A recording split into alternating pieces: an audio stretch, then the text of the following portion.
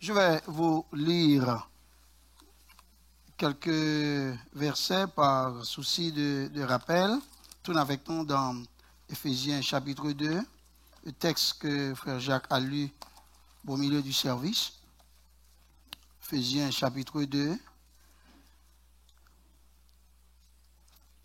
Je vais aller pour vous le verset 9 et le verset 10. Éphésiens chapitre 2. La parole de Dieu dit, je cite, « Ce n'est point par les œuvres, afin que personne ne se glorifie, car nous sommes son ouvrage, ayant été créés en Jésus-Christ pour de bonnes œuvres, que Dieu a préparées d'avance, afin que nous les pratiquions. » Notre Dieu est sage, chers amis, et il fait tout sur mesure. Et sa parole nous apprend que la providence de Dieu accomplit sa volonté dans notre vie. Il n'y a pas de hasard dans la vie de l'enfant de Dieu. Donc, il m'a convaincu, ce n'était pas prévu dans le plan de Dieu que nous célébrions des enterrements ce matin, n'est-ce pas? Ce n'est pas prévu dans le plan de Dieu. Mais c'était prévu dans le plan de Dieu que ces gens-là éprouvés viennent ici, chantent la gloire de Dieu et intercèdent devant Dieu, chers amis. Écoutez, Dieu est digne de foi, chers amis. Faites confiance à notre Dieu. Il savait tout, il pouvait tout empêcher, mais il laissait faire et lui-même, il se glorifiait à travers l'adversité. Le discernement de Dieu et son pragmatisme sont infaillibles. Notre Dieu est au-dessus du temps et il agit dans le temps pour accomplir son plan bienveillant dans notre vie sur la terre en nous encourageant à poser seulement des actions qui lui plaisent. La pratique de bonnes œuvres. Voilà le thème du sermon, la circonstance. Sur quoi repose la pratique de bonnes œuvres? Question à laquelle va répondre le texte à l'étude à partir de 3 évidences chronologiques. La première évidence chronologique est un sombre passé. N'oubliez pas, suivez avec moi attentivement. Je souhaite que je sois court aujourd'hui. Donc, la pratique de bonnes œuvres, la première évidence chronologique, un sombre passé. Éphésiens chapitre 2, les 3 points versets. Tournez avec nous. La parole de Dieu dit, vous étiez morts. Il ne parle pas ici aux gens inconvertis, n'est-ce pas? Vous étiez morts par vos offenses et par vos péchés. Donc, il ne parle pas seulement aux gens inconvertis. Précision, n'est-ce pas? Donc, dans lesquels vous marchiez autrefois, selon le train de ce monde, selon le prince de la puissance de l'air, de l'esprit qui agit maintenant dans les fils de la rébellion. Nous tous aussi, nous étions de leur nombre et nous vivions autrefois selon les convoitises de notre chair, accomplissant ainsi les volontés de la chair et de nos pensées, et nous étions par nature des enfants de colère, comme les autres. Et en tête, chers amis, seulement Adam et Ève étaient nés sans péché, n'est-ce pas? Seulement Adam et Ève. Personne d'autre. N'oubliez pas ça, ok? Seulement Adam et Ève. Donc, nous devons comprendre, ces versets décrivent une réalité ou une expérience de mauvais goût, n'est-ce pas? C'est compliqué de penser à un passé sombre, n'est-ce pas? C'est vraiment pathétique de réfléchir à ce vous-même ici, bien assis, n'est-ce pas? Ayant un autre statut, de penser à ce que nous autres, nous avions l'habitude de faire bien avant que nous connaissions le Seigneur. C'est la réalité. Ces versets décrivent un passé sans fierté, une culture sans bon souvenir, un espace de vie mal exploité dans un contexte permissif. Au verset 1er, la parole de Dieu et décrit notre état du passé. le Saint-Esprit nous rappelle qu'avant notre conversion, nous étions morts. Nous étions dépravés, diaboliques et désobéissants. Nous étions spirituellement morts par nos offenses et par nos péchés. C'est ce que nous dit la parole de Dieu. Et ce que la parole de Dieu dit est vrai. Parce que Dieu n'est pas un homme pour mentir. Autrement dit, nous étions sans vie devant Dieu.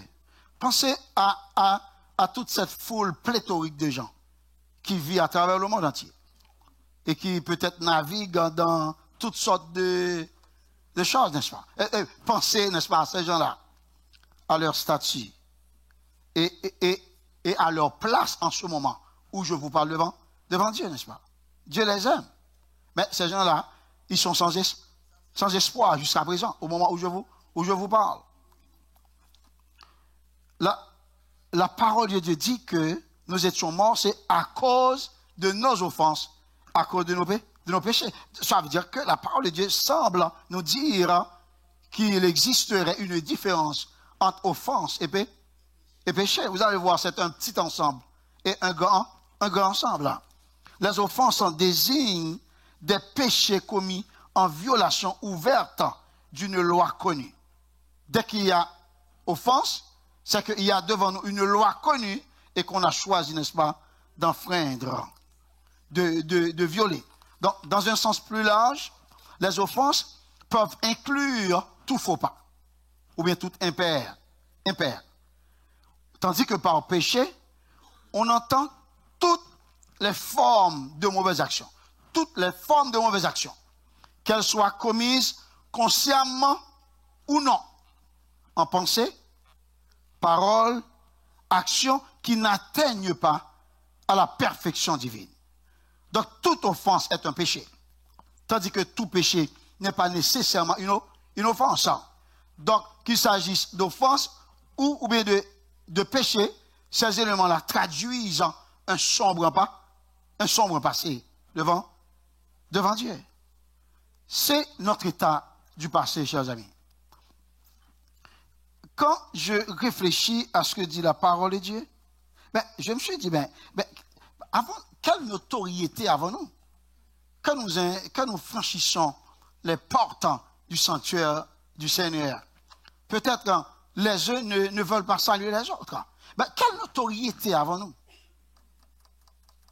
Peut-être que des gens, n'est-ce pas, achètent donc, au prix d'argent des places à l'église et ne veulent pas que d'autres personnes s'y asseyent. D'où trouvez-vous cette notoriété?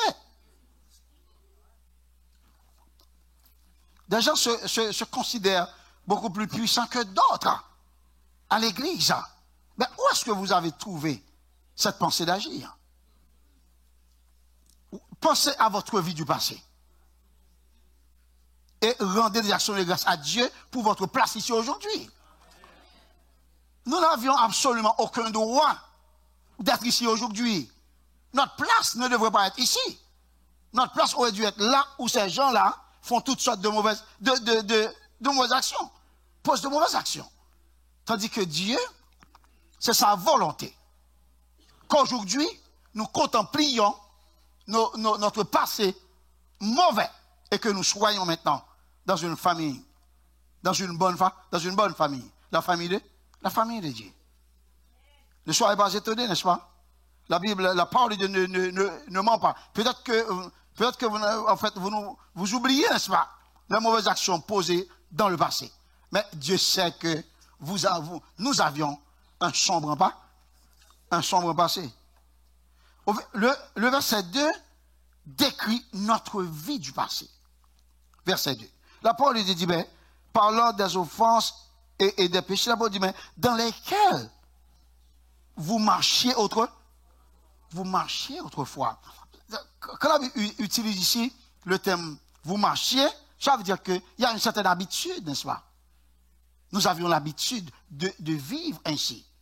C'est pour dire que l'ignorance nous gagnait. L'ignorance nous succombait. Nous marchions sur le train de ce monde. Nous nous conformions à l'esprit de ce siècle et pratiquions les péchés de notre temps. Peut-être que nous oublions, chers amis, mais le monde façonne ses adeptes selon son moule. C'est un modèle de tromperie, un modèle d'immoralité. Le monde, un modèle d'impiété, un modèle d'égoïsme, de violence et de révolte. Et c'est ce que nous avons été. Nous pouvons comprendre maintenant la profondeur de l'intercession de Christ avant de quitter la terre. Christ dit, parlant à son Père, il dit, Père juste, je vais à toi. Et parlant de nous, il dit, mais ils sont dans le monde. Je ne te prie pas de les ôter du monde, mais de les préserver du mal. Nous sommes des ambassadeurs de Dieu. Le monde n'est pas chez nous. Il y a un serviteur de Dieu, un missionnaire. Il est rapporté que ce missionnaire, il a été en voyage. Il a eu, en fait, une mission extraordinaire. Dieu était avec lui. Il a eu beaucoup d'exploits. Au moment il était en Amérique, au moment de revenir, et donc dans son pays, le président des États-Unis rentrait aussi. Et le président était donc en voyage, le président était donc reçu avec tous les honneurs. C'est le président des États-Unis, n'est-ce pas? Bon ou mauvais, mais c'est le président des États-Unis. Il rentrait chez lui. Il était reçu avec les honneurs. Tandis que le missionnaire est venu lui-même, et son passage était tombé et dans l'oubliette, totalement inaperçu. Arrivé chez lui, il s'est mis en colère contre Dieu. Parce qu'il a dit que non, c'est impossible que lui, il soit l'objet d'un tel traitement, tandis que lui, il a été sur la terre de mission, il a fait des exploits pour Dieu. On raconte Dieu a visité ce missionnaire, il a dit, mais pourquoi vous vous fâchez comme ça? Avez-vous le droit de dire, oui, j'ai le droit de me fâcher. Parce que vous avez permis que le président des États-Unis soit bien traité. Et moi, non. On raconte, le Seigneur a dit, mais le président, il est rentré chez lui. Mais toi, tu n'es pas encore chez toi. Mais c'est normal que le président soit reçu de cette manière. Mais toi, tu n'es pas encore chez toi. Quand tu arrives dans ta maison, moi-même, je vais te recevoir. Frère bien-aimé, nous ne devons pas nous attendre à des éloges dans ce monde, n'est-ce pas? Écoutez, il n'y a pas de bonheur pour nous dans ce monde. Nous sommes des ambassadeurs, nous sommes des étrangers. Faites attention à des gens qui ont beaucoup de biens sur la terre. C'est bien. Profitez, n'est-ce pas, de vous en jouir. Mais très bientôt, n'est-ce pas, vous allez les laisser, n'est-ce pas? Peut-être qu'il y a des gens qui savent, des gens qui ne connaissent pas Dieu, et qui savent que très bientôt, nous irons, n'est-ce pas, dans l'éternité. Il y a des gens, n'est-ce pas, qui font des projets pour savoir dans quelle maison. Et donc, ces gens-là vont habiter, n'est-ce pas? Parce que beaucoup de maisons vont être vides. Est-ce que vous comprenez ça? Donc, soyez heureux, n'est-ce pas? Soyez heureux. Écoutez, c'est le monde, chers amis. Le monde n'est pas notre demeure. Nous sommes ici de passage. Regardez comment Dieu est bon. Il nous laisse dans un espace de tromperie, d'immoralité, et il veut que nous autres, nous vivions de manière exemplaire. Et Dieu a fait la provision. Moi, pas qu'être mon abgade, je me l'ai dit, genre, crispé là, nous en forme? Waouh!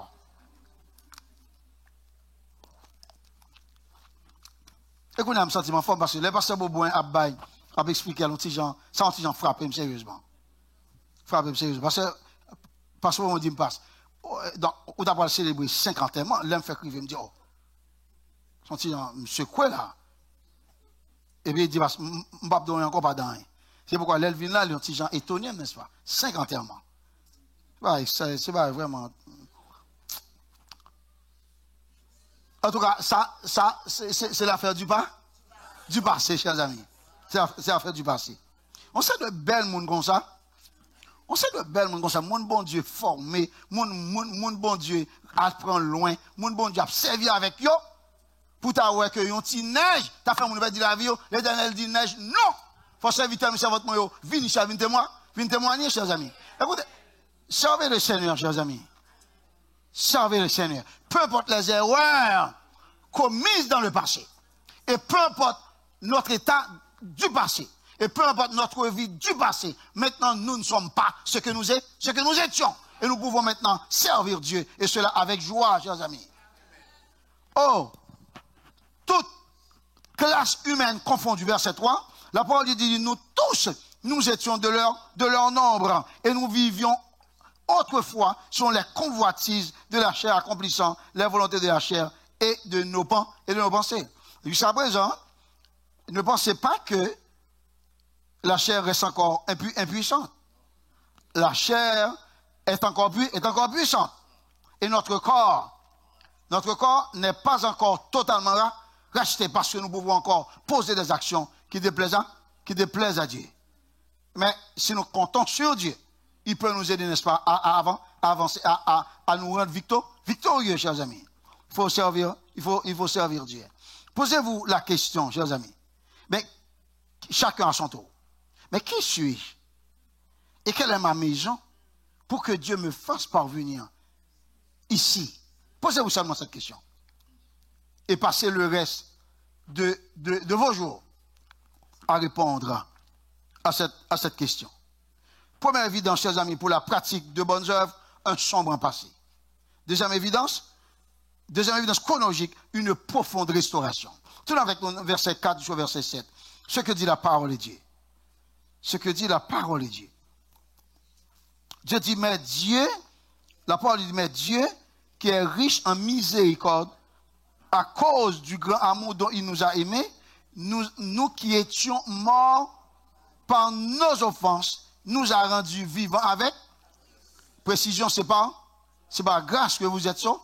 Il dit, et il nous a ressuscités ensemble, et nous a fait asseoir ensemble dans les lieux célestes en Christ, afin de montrer dans les siècles à venir l'infinie richesse de sa grâce, par sa bonté envers nous, en Jésus-Christ. Le texte dit, mais Dieu. Et j'aime cette tournure-là, mais Dieu. Chaque fois que vous lisez, vous voyez, mais, c'est qu'il y a un changement. Il y a un changement de paradigme, un changement de trajectoire. Il dit, mais Dieu. Mais Dieu. Ces deux mots forment une des transitions des plus significatives, éloquentes et inspirantes de toute la littérature. Ces mots indiquent qu'un changement stupéfiant a eu lieu. C'est le changement de la destinée et du désespoir, de la vallée de la mort aux délices indicibles du royaume et de l'amour de Dieu. L'auteur, la personne qui a fait ce changement, c'est Dieu lui-même. N'oubliez pas ça. C'est seulement Dieu qui pouvait faire ça, qui peut faire ça et qui pourra faire ça. Seulement Dieu. C'est Dieu qui fait ce changement. Et l'une des caractéristiques de Dieu, la parole de Dieu dit, est qu'il est riche en miséricorde. Souvent l'église dit miséricorde. Ça c'est une faute. On ne dit pas miséricorde. Regardez le mot, quand vous lisez, regardez ma bouche, c'est misé, pas misère. C'est miséricorde. Laisse-moi reprendre ça.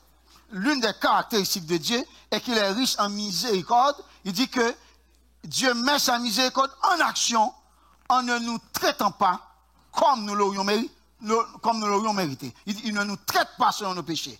Il ne nous punit pas selon nos iniquités. Même quand Dieu punit, il le fait avec grâce.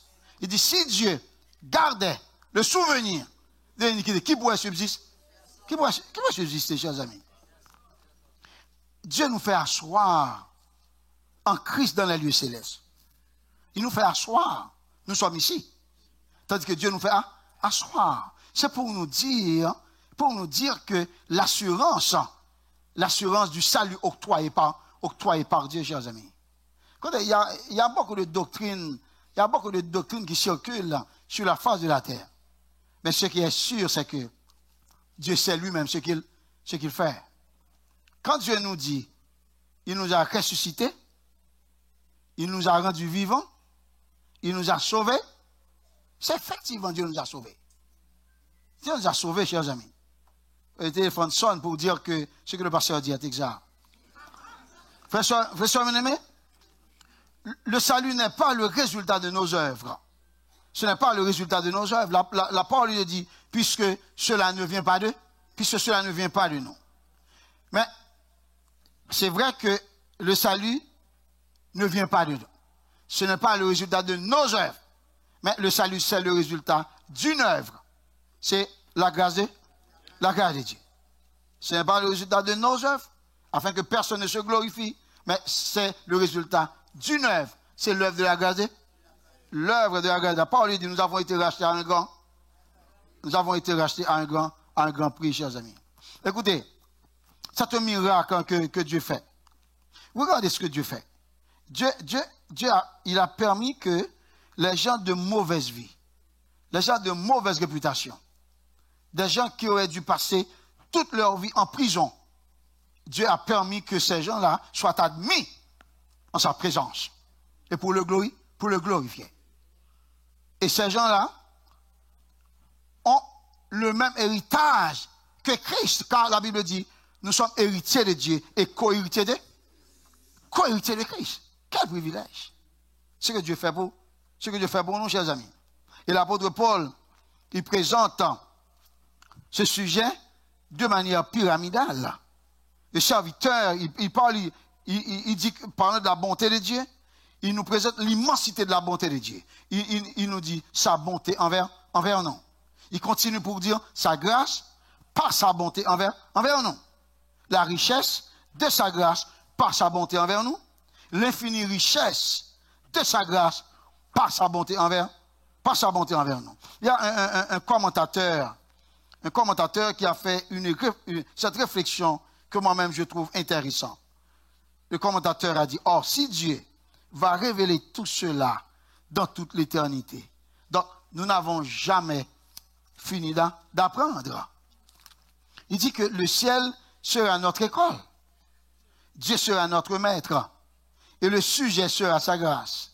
Nous serons les élèves et le semestre. Combien de temps dure un semestre ici? Hein? Il dit que le ciel sera notre école, Dieu sera notre maître, et le sujet sera sa grâce. Nous serons les élèves et le semestre sera l'éternité. Alors ne passez pas l'éternité dans un semestre ici au Cégep ou bien à l'université. Non, je parle ici, je parle de l'éternité, chers amis. Avez-vous été restauré, frère Choua bien-aimé? Frère Jacques a fait un travail extraordinaire là. Frère Jacques a prêché une partie du bon sermon. Mais avez-vous été restauré en Christ, chers amis? Ou bien avez-vous été restauré par Christ pour l'éternité? Avez-vous la certitude de votre salut? Nous vieillissons à travers le temps. Et nous passons tout notre temps, tout au moins la majorité de notre temps, à servir Dieu. Ça ne doit pas être un investissement perdu, n'est-ce pas? Réfléchissez pour voir, avez-vous été restauré? Ne regardez pas à l'autre, mais vous-même, posez-vous cette question et répondez-y. Et cela en toute sincérité. Venir à l'église est une excellente décision, mais elle ne confère pas le statut de croyant à personne. Autrement dit, ce n'est pas parce qu'on vient à l'église qu'on est croyant. Est-ce qu'on comprend ça? Alors que l'église est un lieu de communion et de persévérance pour les croyants. Vous êtes dans la bonne place. Que vous soyez croyant ou non, dès que vous êtes dans la présence de Dieu, vous êtes dans la bonne place. Mais faites attention pour ne pas retourner bredouille. Vous venez ici, non croyant, mais rassurez-vous, quand vous allez revenir, vous allez changer votre statut. Parce que qui sait, si on pourrait revenir dimanche prochain, si Dieu le veut, qui sait? On ne sait pas. Ce n'est pas à procrastiner, chers amis. Et c'est très urgent de vous demander le plus vite que possible si vous êtes vivant, ou bien si vous êtes vivant avec Christ. Sans Christ, nous sommes morts. Et sans Christ, nous sommes foutus. Il s'agit d'une décision personnelle émanant d'une réflexion personnelle. Je vais encore plus loin. Exercer un ou plusieurs ministères à l'Église ne dit pas nécessairement qu'on est croyant. Judas aussi, il avait un ministère, tandis qu'il était un traître. Christ avait choisi, mais il n'était pas un enfant de Dieu. Il n'est pas un enfant de Dieu. Des affaires que Dieu permet, il faut réfléchir. Ce n'est pas parce que Dieu permet que telle action se pose qu'on sait que telle action soit approuvée de Dieu. Non. Ce que Dieu permet, il ne l'approuve pas nécessairement. Exercer un ministère. Vous pouvez être dans un ministère. Vous pouvez exercer un ministère. Mais posez-vous la question. Est-ce que c'est le pasteur qui vous a intégré dans ce ministère? Ou bien vous êtes dans ce ministère-là à cause d'une sorte de partisanerie? Ou bien parce que vous êtes issu d'une famille, je ne sais pas? Mais posez-vous la question. Est-ce que c'est Dieu qui vous a appelé à exercer ce ministère? Il y a une fierté pour les gens. Donc, j'étais à l'extérieur en train pour une conférence. Il y a les gens, en fait, il y a des gens qui sont vraiment contents. Les gens m'ont dit, pasteur, oh, je suis la fidèle aussi de Philadelphie, en ligne. Oh, j'ai dit, mais c'est bien. Gloire à Dieu. Restez toujours avec nous en ligne, en attendant que vous veniez nous voir au Canada. Les gens sont extrêmement contents. Mais dans mon cœur, je me suis dit, mais c'est bien. C'est bien que vous voyez comment les gens de loin, ils louent le nom du Seigneur pour cette congrégation. Est-ce que vous le faites aussi vous-même? Vous-même qui êtes prêts? Écoutez, chers amis, mais il n'y a pas de plus grande fierté d'être dans cette église que d'être dans une autre église ayant 5 ou 6 personnes. Il n'y a pas de plus grande fierté, non? Vous comprenez ça? Que l'on soit ici, que l'on soit ailleurs, c'est même pas. Il n'y a pas vraiment de différence. Sauf qu'ici, il y a beaucoup de gens. Une assemblée qui a beaucoup de gens peut aussi composer avec beaucoup de problèmes. Est-ce que vous comprenez ça? Est-ce que plus ou grand, c'est plus ou grand problème? Est-ce que vous comprenez ça? Et surtout dans l'exercice des ministères. Puis on t'a oublié dans mon bonjour l'église ou pas artisan secoué dans le ministère. Ça va bon pour ici. Mes chers amis, écoutez. C'est bien de vouloir exercer le ministère. Mais est-ce que Dieu vous a appelé dans ce ministère? C'est ça, seulement une simple question. Je n'ai pas la réponse. Je peux répondre pour moi-même, pour personne d'autre. Vous-même. Vous pouvez répondre pour vous. Pour vous-même. Ben, je vous rappelle qu'on peut être dans un environnement de privilégiés, sans être pour autant un privilégié, n'est-ce pas? Vous pouvez être parmi les gens sauvés, sans nécessairement faire partie, n'est-ce pas, des gens sauvés. Vous pouvez être dans une communauté sanctifiée, sans être pour autant vous-même sanctifié. Vous pouvez être dans une communauté rachetée, sans être pour autant racheté. Mais on ne voit pas ça sur nos visages. On danse, tout le monde danse, tout le monde chante. Mais Dieu connaît nos cœurs. Écoutez, mais arrêtons de nous tromper, chers amis. Jésus est à la porte. Écoutez, prenons Dieu au sérieux. Au lieu de venir ici pour perdre du temps, mieux vaut rester chez vous et demander à Dieu de vous sauver. Et par la suite, venez ici. Mais si vous voulez venir ici en foule, venez. Mais rassurez-vous, en venant ici, vous donnez au Seigneur. Ça, c'est important, chers amis. Ne jamais oublier qu'un jour, dans les parvis de Dieu, vaut mieux que mille. La pratique de bonnes œuvres. Vous regardez votre vie du passé. Vous avez raison maintenant. Vous avez raison à pratiquer de bonnes œuvres. Pensez, n'est-ce pas, à la profonde restauration que le Seigneur a produite dans notre vie. Et nous avons raison, n'est-ce pas, de pratiquer de bonnes œuvres. Première évidence, pour la pratique de bonnes œuvres, un sombre passé. Deuxième évidence, une profonde restauration. La troisième évidence pour sa part, un mode de vie. Attendu. Dans le verset 8 à 10, tournez avec nous. Éphésiens 2, verset 8 à 10. La parole de Dieu dit, car c'est par la grâce que vous êtes sauvés.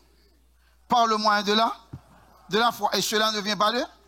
C'est le don d'eux. Il ce n'est point par les œuvres, afin que personne ne se glorie. Verset 10. Car nous sommes sans nous, ayant été créés en Jésus-Christ pour de bonnes œuvres que Dieu a préparées là, afin que nous les pratiquions. J'ai réfléchi, n'est-ce pas, à ce fragment du texte. Je suis allé vérifier pour voir est-ce que le mot dans la langue originale et qui est traduit par œuvre au verset 9, est-ce que c'est le même mot qui est traduit par œuvre dans bonnes œuvres? C'est exactement le même mot. C'est exactement le même mot. Et ça m'a aidé sérieusement dans mes recherches. Frère bien-aimé, quand vous regardez les versets 8 à 10, ces versets constituent l'une des déclarations les plus claires du plan du salut, de toute sa simplicité que nous puissions trouver dans la Bible. Tout prend son origine avec la grâce de Dieu. Vous êtes sauvés par et vous avez appelé au ministère par. Vous exercez votre ministère par et vous contribuez financièrement pour la construction du temple par. Vous le faites encore pas? Nous testons nous là, n'est-ce pas? Gloire à Dieu, nous testons. Gloire à Dieu. Donc, le salut est donné à ceux et celles qui sont entièrement indignes. Est-ce que vous avez bien entendu? Le salut est donné à ceux et celles qui sont entièrement indignes. Nous étions des matériaux médiocres. C'est comme ça qu'on fait des recherches. On trouve comment les chercheurs nous présentent. Nous étions des matériaux médiocres. Nous étions des vases d'un usage vil. Maintenant, Dieu fait de nous des vases d'honneur. Waouh! C'est excellent, ça. Dieu est vraiment bon. Dieu est bon, chers amis. Le salut, c'est comme une possession présente. Ce n'est pas quand nous arriverons dans l'éternité que nous saurons que nous étions sauvés. Non. Ici, il faut le savoir. Il qu'on accepte le Seigneur, on est sauvé. C'est clair. Petit bon Dieu, pas bien écraser quoi sur ça. Ou devez accepter le Seigneur, nous connaissons. Et parce que Gachet Abdou, ben, il y a une manière, il a une bonne manière de vivre, n'est-ce pas? Et quelle est cette bonne manière? Si on passe Gachet, quelle est cette bonne manière? Hein? Il faut vivre dans la sanctification. Dans la sanctification. Dans la sanctification. C'est exactement la formule biblique, chers amis. Nous sommes sauvés par grâce, chers amis. Ce qui attire mon attention dans le texte, c'est quand la Bible dit, nous avons été créés en Jésus-Christ pour de bonnes œuvres. Nous avons été créés pour de bonnes œuvres. Et vous regardez, si vous regardez dans le texte, le Saint-Esprit ne fait pas une énumération de ces bonnes œuvres que nous devons pratiquer. Si vous regardez, oui, la Bible dit, nous avons été créés en Jésus-Christ pour de bonnes œuvres. Il y a une précision, les bonnes œuvres que Dieu a préparées d'avance. Les bonnes œuvres que Dieu a préparées d'avance. On comprend que ces bonnes œuvres-là reflètent la sagesse de Dieu. Ces bonnes œuvres-là traduisent aussi la bonté de Dieu. Ces bonnes œuvres nous montrent aussi comment Dieu, c'est un Dieu, n'est-ce pas, infaillible. Il sait, dans le temps passé, comment poser de bonnes actions pour qu'aujourd'hui, nous les accomplissions.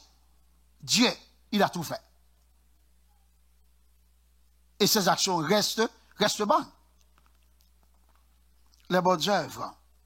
Les bonnes œuvres, chers amis, ne sont pas la racine, mais le fruit.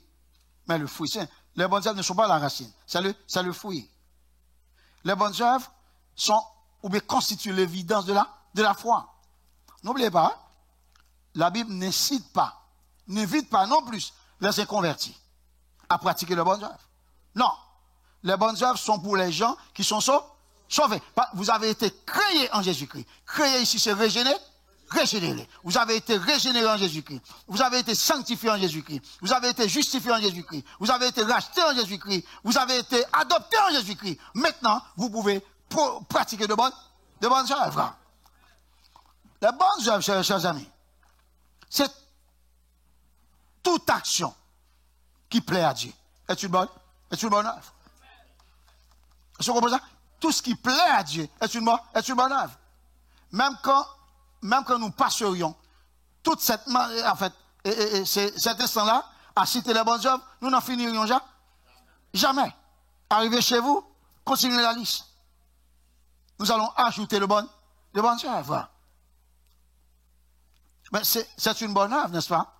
De venir ici, raconter comment Dieu a pu sauver la vie, n'est-ce pas? De ses serviteurs et ses servantes. C'est une bonne œuvre que Dieu a préparée d'avance. Donc, cette œuvre que Dieu a préparée d'avance, je ne pouvais pas moi-même venir ici intercéder. Quoique ce fut mon nom, ce soit mon nom qui est figuré dans le programme. Cette bonne œuvre était donc préparée pour que Pasteur Beaubrun vienne ici exécuter, chers amis. Dieu savait qu'il allait subir des chocs en route. Et Dieu a réservé ce moment pour qu'il vienne ici témoigner. Pour dire que s'il n'y a pas de choc, s'il n'y a pas d'adversité, il n'y aura pas de témoin, il n'y aura pas de témoignage. Et Dieu permet que cela arrive pour que des gens qui sont ici apprennent à servir Dieu. Et cela avec plus de confiance. Dieu, il domine sur les nations. Il domine sur la terre. Dieu domine sur la route qui conduit à Val d'Or. La neige ne vient pas de la terre. La neige vient d'où? Non! C'est Dieu qui a permis à la neige de tomber. Et Dieu savait que ses serviteurs et ses servantes allaient exercer son ministère. Et Dieu est intervenu à temps pour donner victoire à ses serviteurs et ses servantes. Écoutez, ne permettez absolument rien de vous éloigner de Dieu. J'aime toujours dire aux gens, c'est vrai, on vous critique à l'église parce que vous avez posé de mauvaises actions, mais restez au pied du Seigneur pour servir Dieu. On vous critique, on regarde votre vie du passé, tandis que Dieu vous a pardonné. L'église ou bien les gens ne vous pardonnent pas. Continuez à servir Dieu. On appelle d'autres personnes pour vous critiquer, pour vous accoler des étiquettes que vous ne savez absolument rien. Servez le Seigneur, chers amis. Vous surprenez, n'est-ce pas, des gens qui vous parlent, n'est-ce pas, avec horreur. Regardez le frère ou la sœur. Dites la personne avec vous. Mais servez le Seigneur. Il y a des gens, c'est Satan qui voit pour troubler ou pour passer, mon Dieu. Il y en a l'église. Il y en a le ministère. Il y a tout côté. Mais pas quitter aucun monde dérangeant. Si vous quittez le monde dérangeant, c'est pour la pire, chers amis. Il y a malhonnête qui dérangeant, puis il a ouvert la carrière, il a confessé. Il a proposé, et pour vous-même, vous êtes fâché, pas pour vous.